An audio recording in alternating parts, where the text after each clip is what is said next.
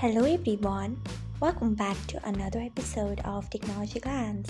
Today in this video, I'm going to guide you through how you can allow Facebook logins and embedded posts on Brave. So let's get started. Firstly, open Brave browser in your device, then tap on three dots icon, next tap on settings, then tap on Brave Sheet and Privacy, then scroll until you find allow Facebook logins and embedded posts. Then turn on it by tapping on it. So this is how you can allow Facebook logins and embedded posts on Brave. Thanks for watching. If you found this guide helpful, we would love it if you hit the thumbs up button below. We upload great new tech tutorials like this one every day, so do not forget to subscribe to our channel and hit the bell icon so that you'll never miss another update.